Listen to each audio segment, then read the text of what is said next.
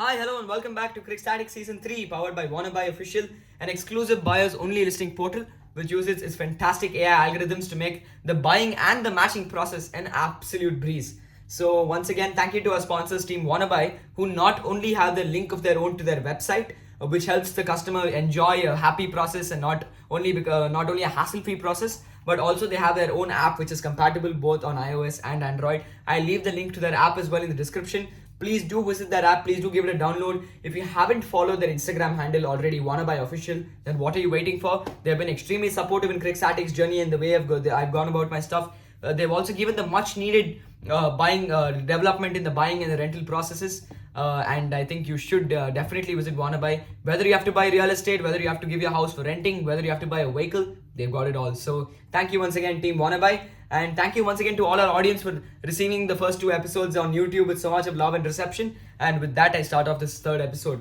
And the review of the Delhi Capitals versus Punjab Kings, a very interesting game, a very riveting game of cricket, went down to the wire, if you could say so. You always knew that it was going to be one team that was going to win. That was the Punjab Kings, and what a game. I mean, from how it started to how it ended, you never saw that coming, especially because of the pitch. Mulanpur at Chandigarh, this pitch we haven't seen too much of cricket on, but I follow the side Mushtaq Ali very ardently. And from the little I'd seen on that cricket, I think around 14 games, all the 14 were won by the team that batted first. And another 9 games here and there were won by the team that bowled first. So, coming on to the analysis, I'm going to first start off with the Delhi Capitals, but I'm going to emphasize on one man who had one of the most dreamiest comebacks ever. From what he endured in 2022 December to coming back only today was something else.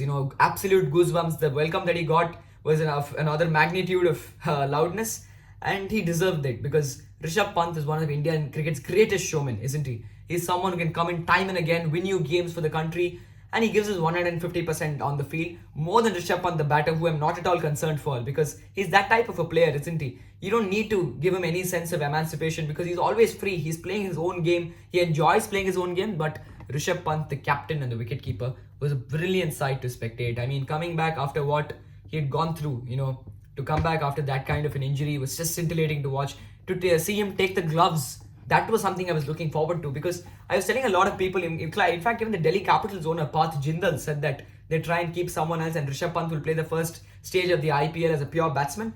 I think that also somewhat, made me think that, they'll first try and manage Rishabh Pant's workload. You don't want to stress him a little too much. So I thought, even after the playing 11s were announced, I saw Ricky Bowie and Tristan Stubbs there. At some point you may know that Tristan Stubbs was going to keep, but then to see Pant march onto the field in that huddle with his gloves on, oh, that is a feeling of its own, wasn't it? So glad to see Rishabh Pant back in the mix, and I hope that has a phenomenal IPL and scripts one of the greatest comeback sagas into the Indian team for the T20 World Cup in West Indies and USA later this year. But now coming on to the game analysis, I mean, what a game of cricket. Not very rarely do you come across games like these where even though at some point the one team is going to win, but you're still glued to your screen till the end, and that's because of the cricketing finesse that's exuded in these games. Starting off with the Delhi Capitals, the way Mitchell Marsh and David Warner went about their innings respectively today was superb to watch, because many people go by only numbers, right? Those who didn't watch the game would go, oh, he only scored 20, he only scored 21. How can you say he had a great game? But sometimes it's important to understand that the first 3 games of the IPL for all the franchises, from the most successful franchise in CSK and MI to RCB, Delhi Capitals and Punjab Kings, all the teams would understand that it's not important that your first few games, your openers get the runs on the board immediately, hundreds and 70s and 80s. It's about the openers first kicking into the mojo, get into the groove, somewhat solidify your spot, and then you get a sense of it. All the nerves get shaken off. So I think that's more important, and that's the most imperative factor, in fact. So, anyways, yeah. So I think the way David Warner went about his innings, he played with a sense of emancipation. I must say this, and many people think I overuse this word. I use it for MS Dhoni, I use it for Rishabh Pant right now a few minutes back, and I'm even using it for David Warner. And it's because after international retirement, David Warner is playing free-flowing cricket. He really doesn't care. There's no more, this whole notion of responsibility. I've got to score. I have a spot to cement in the Australian lineup. It's more like David Warner saying, what, if he's going to bowl in my range, I'm going to hit him now. And it is very evident, a class apart David Warner. What an innings. Many people will go by numbers, but I went by the fact that he looked in good touch. So I think, in the long run this season, he's going to have a 400 run plus season. And then Coming to his partner, his deputy, the captain in the T20 World Cup, you never know, David might spoo a comeback for the World Cup, but Mitchell Marsh, another player who I enjoyed watching over the years. I think more than Mitchell Marsh, the batsman, who too had a great game in my opinion. The number of runs might be limited, but the impact that he's going to have throughout the season, Delhi Capitals, hopefully he's injury free, is going to be, a lot. So for Mitchell Marsh, the way he bowled, when he took the new ball, I was a little skeptical. I thought, because he's the Australian captain, they might not give him the new ball because of workload management. But by giving him the new ball and the way he bowled, that's actually a bonus for Delhi Capitals, having an extra bowling option in Mitchell Marsh. And then now coming on to what Delhi Capitals lacked because they lost the game, I feel they lacked that one big innings in the middle order. That one thing that Punjab got right, and I'll address that innings later from Chennai Super Kings, Chutti Korande, Sam Curran. But I feel Abhishek Porel, towards the end, I hadn't done too much research on Abhishek Porel, but to see the way he played, I had seen glimpses of him last season when things started going wrong, like how Kolkata Knight Riders started experimenting with around 8 opening pairs. I think even Delhi Capitals tried out, a lot of keepers. There was a lot of musical chairs that happened in the management with regard to keeper choosing. But I feel Abhishek Porel, wow, what a cameo. And I think he epitomized the good innings from the impact player. What an innings. He took, he played shots all around the park, and he reminded Harshal Patel of one of the days that he would like to forget. And I think Ravindra Jadeja will never let him forget that. So anyways, the 37 run over. So transitioning on to the Punjab Kings. Openers again, Shikhar Dhawan, fantastic, batted wonderfully.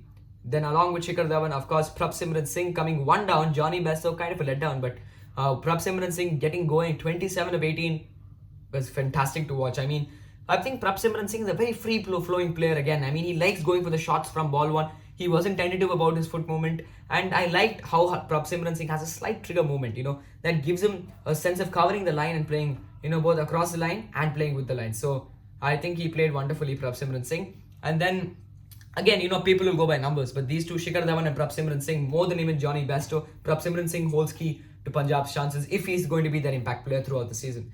And now coming on to Sam Curran at number 4. First of all, an absolute move of mastery to send him at number 4. A very underutilized batsman, but what an innings. The composure and temperament that he showcased in the middle order was commendable. He knew exactly when to go for the big hits. He was a little more straight on with his stance to handle the short ball, which, they thought they can use as a possible ploy, the Delhi Capitals, but he handled it wonderfully. And I think I can't say more than that because a few innings you can't describe. 63 or 47 at a strike rate of around 135 or 134 exactly. I'm not too sure. That was something else, wasn't it? Because a player like Sam Curran, Chennai Super Kings was used at number 7, number 8. And he was one of the most underutilized players, but to come out and bat at the position that he did today was fantastic to see. And I hope there are many more innings from Sam Curran in that position, in this magnitude of finesse.